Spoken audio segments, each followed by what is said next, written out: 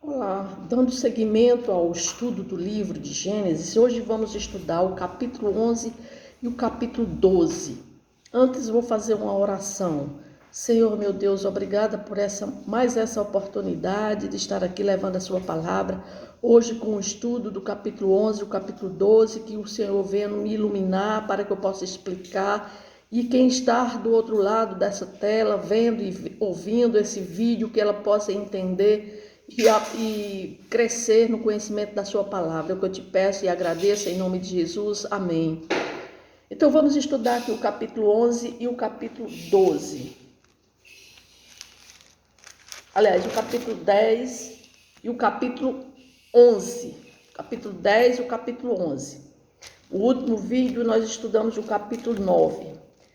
No capítulo 10, nós vamos ver os descendentes dos filhos de Noé. Noé teve 3 filhos, Sem, Cã e Jafé. Então ele começa o capítulo assim: são estas as gerações dos filhos de Noé, Sem, Cã e Jafé, e nasceram-lhes filhos depois do dilúvio. Por quê? Porque Deus manda que haja procriação, que eles procriem. Então vem aqui no capítulo 10, Moisés narra todos os descendentes dos filhos de Noé. Então nós vamos ver no versículo 2, diz assim: os filhos de Jafé são Gomer, Magog, Madai, Javã, Tubal, Mesaque, Tirá. No versículo 6 diz: os filhos de Cã. Cã foi aquele que viu ele nu, embriagado, e não fez nada, e chamou os dois outros irmãos, Sem e Jafé, para colocar uma capa sobre a nudez de Noé. E Noé, por isso, ele amaldiçoa os descendentes de Canaã, os descendentes de Cã, que é a terra onde ele vai habitar, na terra de Canaã. E diz assim: os filhos de Cã são Cuxi, Misraim, Put e Canaã. Os filhos de Cuxi, Sebá, Vilá, Sabá, Ramá, Sabterá, e os filhos de Ramá, Sabá e Dedã. Cuxi gerou a Nimrod. Vamos prestar bem atenção nesse Nimrod. Cuxi gerou a Nimrod, o qual começou a ser poderoso na terra. Foi valente caçador diante do Senhor, daí dizer-se, como Nimrod, poderoso caçador diante do Senhor. O princípio do seu reino foi Babel, Ereque, a Calné, na terra de Siná, ou seja, na terra da Ciméria. Daquela terra saiu ele para a Síria e edificou Nínive, Reobote e Icalá. E entre Nínive e Calá, a grande cidade de Rezém. Ou seja, aqui Moisés, quando relata, fala a respeito desse filho, desse bisneto de Noé, porque ele era filho de Cuxi, Cuxi era filho de Cã e Cã era filho de Noé. Então Nimrod foi bisneto de Noé e um grande caçador, um homem poderoso na terra, porque ele conquistou várias cidades, ele fundou várias cidades, incluindo Nínive, na Síria. E ele também foi o que construiu Babel, que era a futura Babilônia. E esse Nimrod vai ser muito importante quando nós estudarmos o capítulo 11, o que foi que aconteceu no capítulo 11, né? No versículo 21, aí continua as descendências. O capítulo 10 continua a relatar as descendências dos filhos de Noé. No versículo 21 diz: a Sem, que foi pai de todos os filhos de Eber, irmão mais velho de Jafé, também lhe nasceram filhos, e os filhos de Sem são Elão, Assur, Astafade, Lude e Arã. E começa ainda a relatar a respeito da descendência dos filhos dele. No capítulo 11, começa assim: ora, em toda a terra havia apenas uma linguagem e uma só maneira de falar. Ou seja, a história começa com a humanidade vivendo, compartilhando uma única língua e habitando na região de Sinear, na região na Suméria, precisamente os bisnetos de Noé. A gente viu lá no capítulo 10, um bisneto dele, muito poderoso, valente, caçador, chamado Nimrod. Então, todos os filhos, todas as descendências de Noé falavam apenas uma língua. E Deus, ele deu uma ordem quando Noé saiu da arca, a mesma ordem que ele deu lá a Eva e Adão. Ele disse: sede fecundos, multiplicai e enchei a terra, né? Ou seja, os descendentes de Noé, que sobreviveram ao dilúvio, eles estavam se multiplicando realmente e prosperando. No entanto, o que chama a atenção é o desejo da humanidade de construir uma torre que alcança os céus, como a gente vai ver agora, a partir do versículo 2. Diz assim: sucedeu que, partindo eles do Oriente, deram com uma planície na terra de Siná, ou seja, na terra da Ciméria, e ali habitaram. No versículo 3, e disseram uns aos outros: vinde, façamos tijolos e queimemo-los bem. Os tijolos serviram-lhes de pedra e o betume de argamassa. E disseram: vinde, edifiquemos para nós uma cidade, uma torre, cujo topo chegue até os céus, e tornemos célebre o nosso nome, para que não sejamos espalhados por toda a terra. O que é que eles estão falando aqui?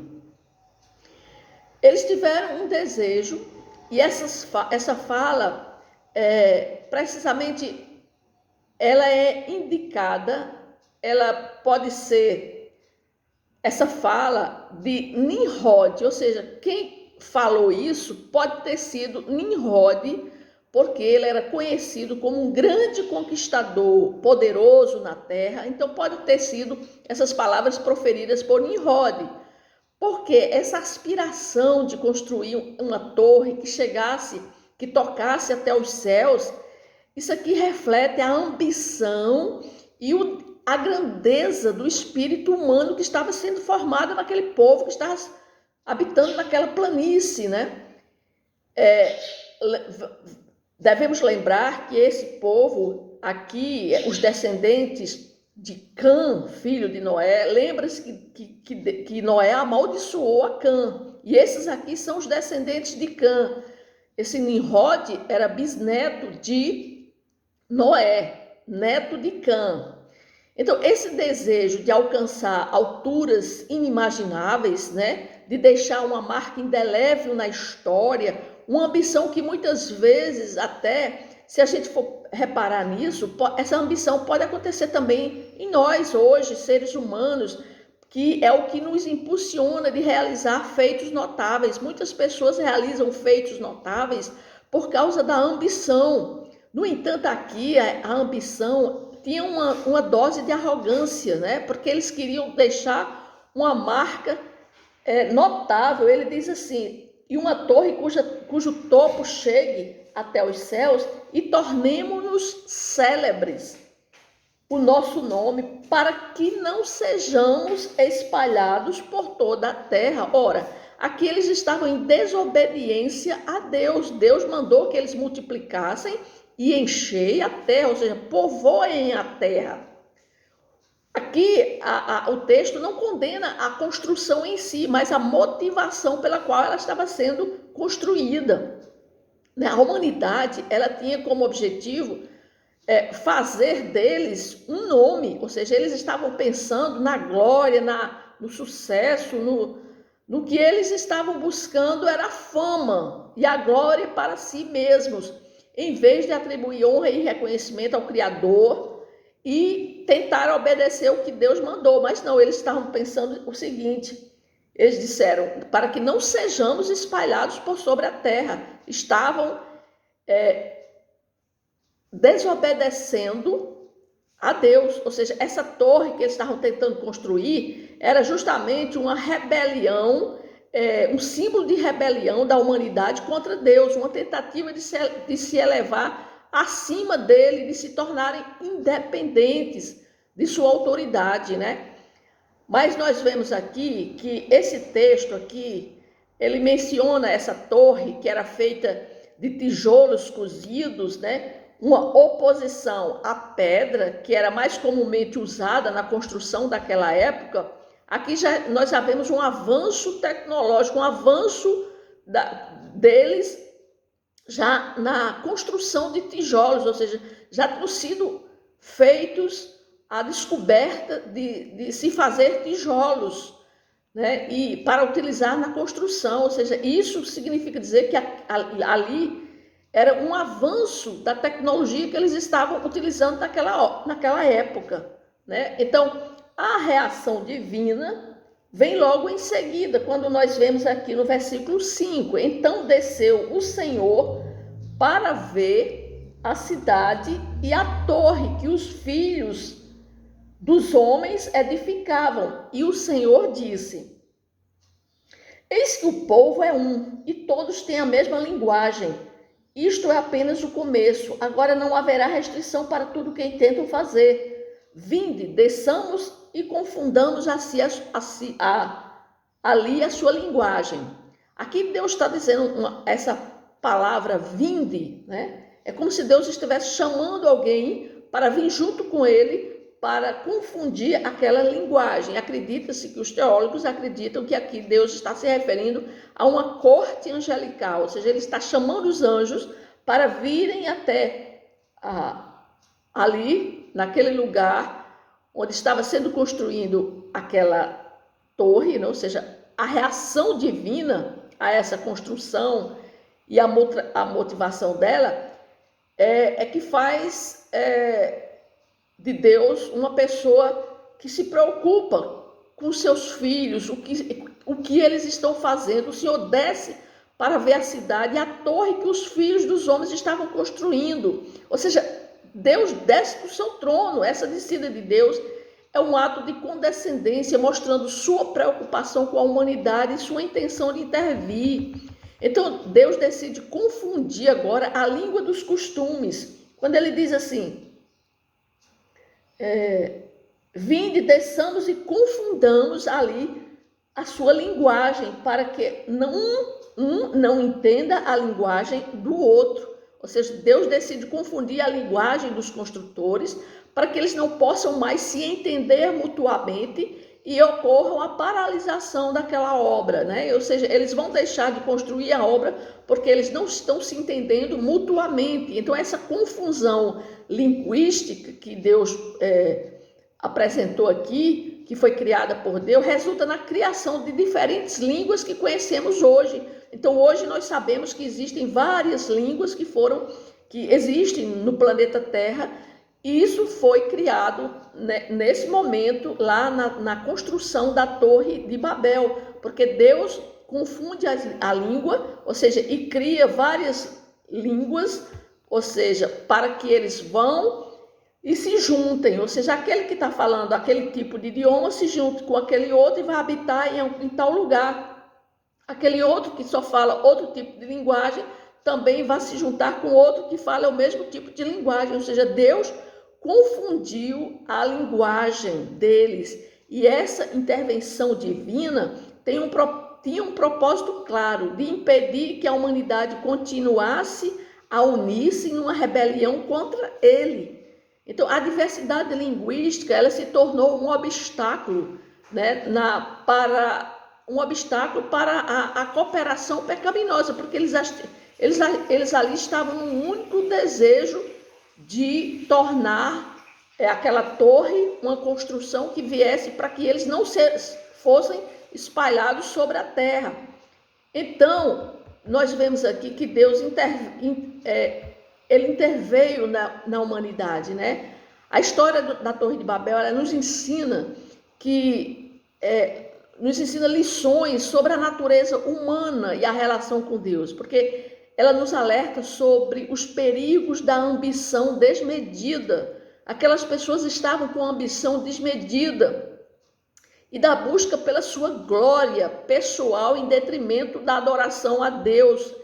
Ele também nos lembra que Deus é soberano para agir e cumprir sua promessa, seus propósitos divinos, mesmo quando a humanidade se rebela. Então não adianta a humanidade se rebelar contra Deus, porque Deus intervém, ele vem e cumpre seus propósitos. Porque enquanto nós contemplamos aqui a história da Torre de Babel, nós somos chamados a refletir sobre nossas próprias ambições e motivações.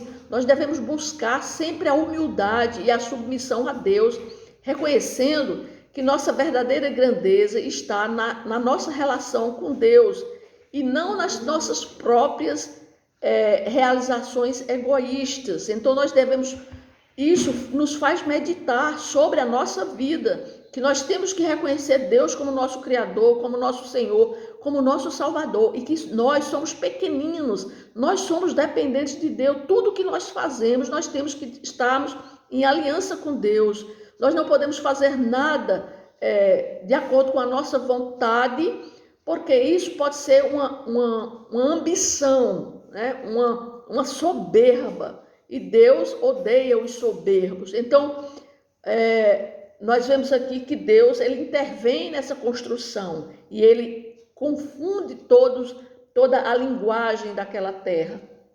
Aí no versículo 8 diz assim: destarte o Senhor os dispersou dali pela superfície da terra e cessaram de edificar a cidade, ou seja, pararam. Chamou-se-lhe por isso o nome de Babel, porque ali confundiu o Senhor a linguagem de toda a terra, e dali o Senhor os dispersou por toda a superfície dela. Então nós vemos que houve uma dispersão, ou seja, Deus dispersa todos os povos, e ali cada um vai para um lugar se identificando com aquele que também falava a sua mesma língua, para formarem novas nações, e assim foram criados todo o que nós vemos hoje, né? Toda a variedade de línguas, porque Deus reconhece a unidade da humanidade, não apenas em termos de linguagem, mas também em termos de objetivos e propósitos, e é essa unidade que parece preocupá-lo. Ele entende que, se permitir que a humanidade continuasse unida em sua rebelião, não haveria limites para a sua capacidade de realizar o mal, porque estamos vendo aqui uma demonstração da maldade humana, né? Aqui vemos uma expressão da divindade, da sabedoria divina, que age para impedir que o pecado se espalhe e se aprofunde de uma tal maneira como nós estávamos vendo, né? Então a resposta de Deus a essa unidade pecaminosa, onde todos se uniram para fazer algo contrário a Deus, então Deus vem dar uma resposta e confunde as suas línguas, ou seja, ele realiza um milagre linguístico instantâneo, fazendo com que as pessoas deixem de se entender mutuamente. Então, essa confusão linguística não é uma punição em si, mas uma medida para conter a rebelião humana. Deus não busca destruir a humanidade. Deus, com isso, ele não estava tentando destruir a humanidade, mas sim impedir que ela continuasse a construir aquela torre e a perseguir os seus próprios desejos egoístas. Assim também é na nossa vida. Nós temos que, quando nós estamos fazendo algo que Deus vê que aquilo é para satisfazer o nosso próprio desejo egoísta, Deus intervém, e ele vem e intervém na nossa vontade. A criação dessas diferentes línguas que aconteceu lá na Torre de Babel, ela teve um efeito imediato. As pessoas antes estavam cooperando, fazendo aquela obra, né, fazendo aquela torre, se comunicavam entre eles, e a partir do momento que Deus confunde aquela comunicação, então não tem mais condições para que eles pudessem fazer aquela obra. Então, como ocorre uma dispersão, e essa dispersão cumpre o propósito divino de impedir que a humanidade estivesse unida contra ele, né? Então, isso é o que nós vemos aqui nessa parte do capítulo 11.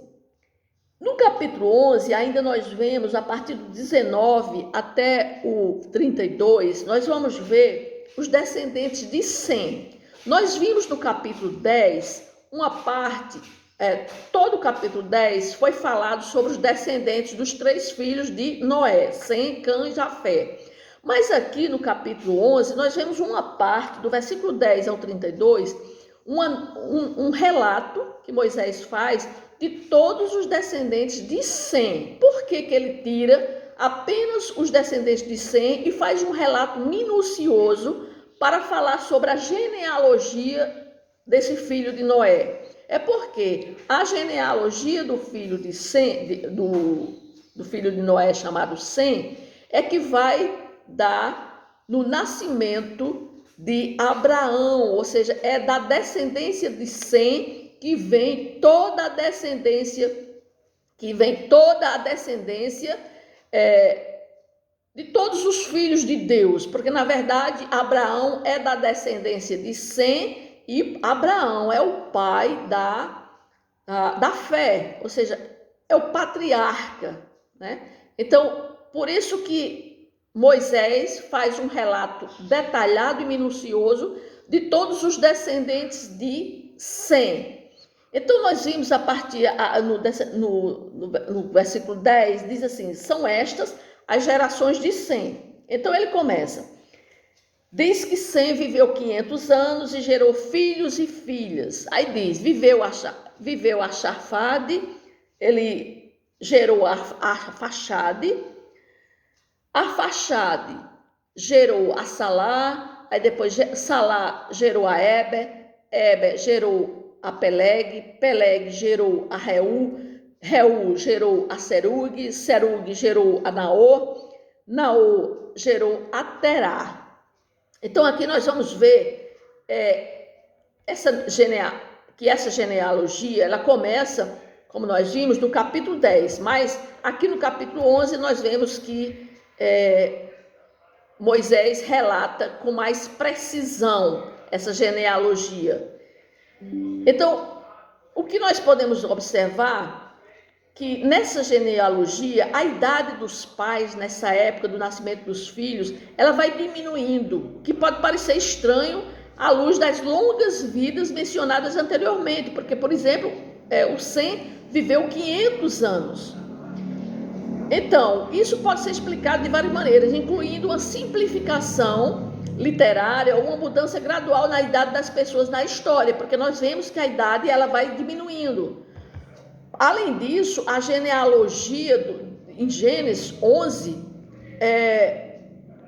faz uma narrativa para que nós possamos chegar em detalhes até o nascimento de Abraão, o pai da fé, porque ela estabelece uma conexão direta entre Noé e Abraão, destacando a continuidade da promessa divina e a preservação da linhagem que eventualmente levará à formação do povo de Deus.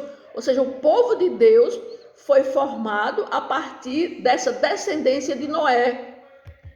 Então, a genealogia de Sem até Terá não reside apenas na enumeração de nomes e idades, mas na compreensão de que por trás dessa lista, né, aparentemente monótona, quando a gente começa a ler, está a preservação do plano divino para a redenção da humanidade.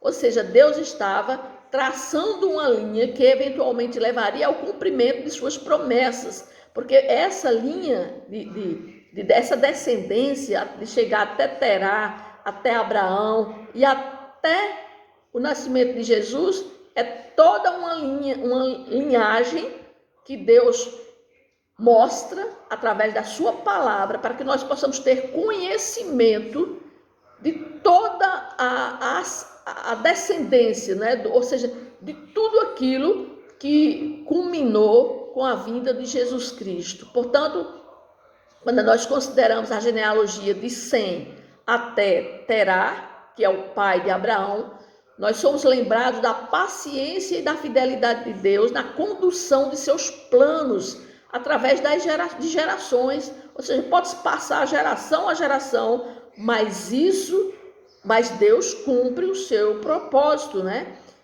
Isso nos encoraja a olhar e a reconhecer a importância dessas conexões históricas na grande narrativa bíblica que culminará na chegada de Jesus Cristo e na oferta de salvação para todas as nações. É isso que a palavra de Deus fala, né? Toda a Bíblia, ela fala dessa linhagem, né?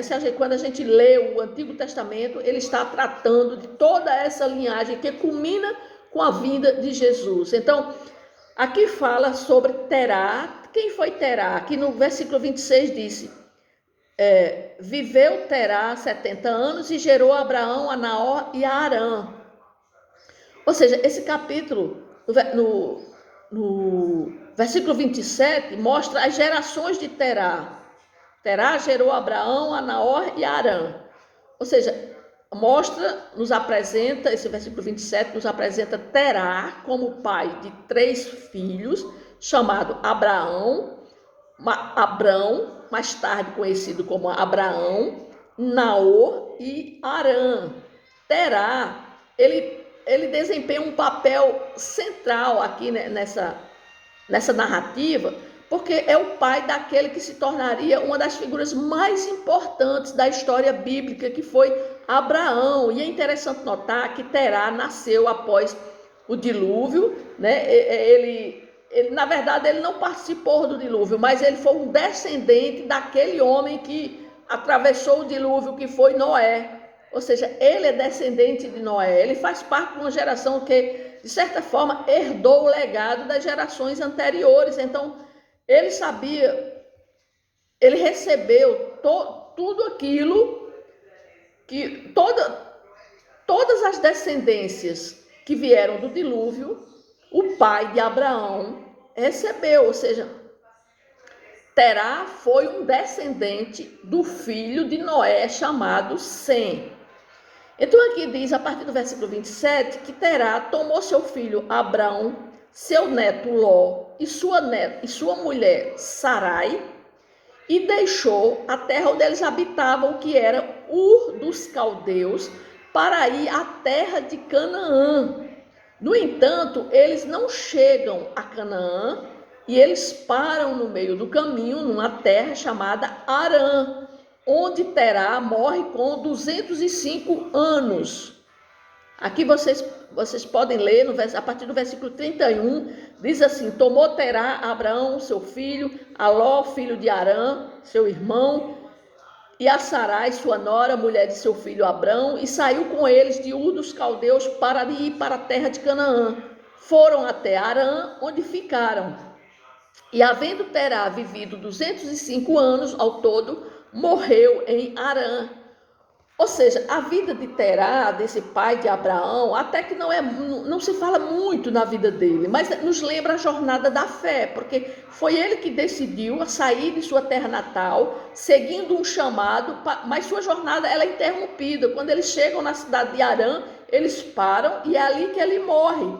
E essa interrupção pode ser vista como uma preparação para o chamado posterior de Abraão.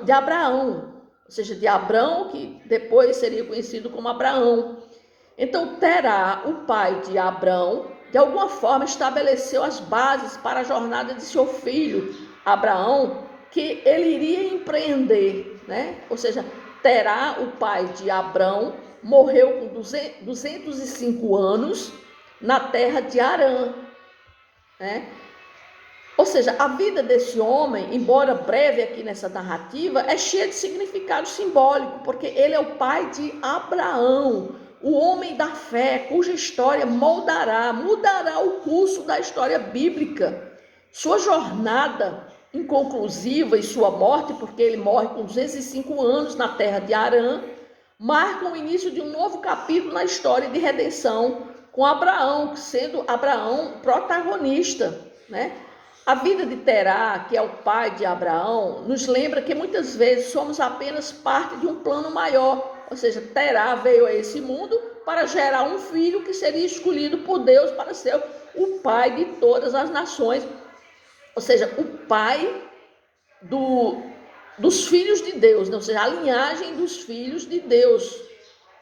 Então nós vimos aqui que, embora a passagem que fala do pai de Abraão seja pequena, mas que ele teve um grande papel na linhagem, ou seja, ele teve um grande papel preparando o seu filho já para o que Deus iria chamá-lo, né? Deus iria chamar Abraão para ser o pai, o patriarca de todos os filhos de Israel, de toda a nação de Deus.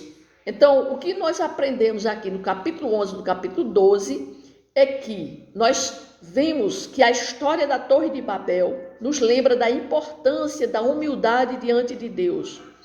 Que os construtores daquela torre, eles buscavam o quê? Fama, grandeza pessoal, colocando seus próprios desejos acima da adoração a Deus, desobediência a Deus, porque Deus disse a eles que povoassem a terra, mas eles não fizeram o que Deus ordenara. Ou seja, o que é que nós podemos tirar disso? Nós podemos tirar que, assim como nós podemos ter também ambições, nós também podemos ter desejos na nossa vida que estão contrários à vontade de Deus. Então nós temos que orar pedindo para que Deus nos ajude a manter os nossos corações humildes, a recorrer a Ele sempre que nós estivermos pensando em fazer algo, para ver se é da vontade de Deus e reconhecer nossa dependência dele e a buscar sua vontade em vez de nossos próprios interesses egoístas, porque muitas vezes nós podemos ter interesses egoístas e isso não é do agrado de Deus. Então temos que orar pedindo a Deus para que Ele nos ajude a sermos dependentes dele. Nós também temos que compreender as diferenças entre as pessoas. Nós vimos aqui que Deus aqui estabeleceu diferenças com relação à linguagem daquelas pessoas, né? Ou seja, Deus preparou as pessoas para serem de povos diferentes, nações diferentes. Nós temos que ter muito cuidado para não ter preconceito com pessoas que sejam de outro lugar, Por exemplo, tem gente que tem preconceito com pessoas que são de outro lugar, que tem uma língua diferente, né? De outra nação. Nós temos que ter bastante cuidado com isso, com relação a isso. Nós temos que orar pedindo a Deus a empatia e o respeito pelas diferenças entre as pessoas. É isso que esse capítulo 11 e o capítulo 10, o capítulo 11 nos ensina neste dia. Amém?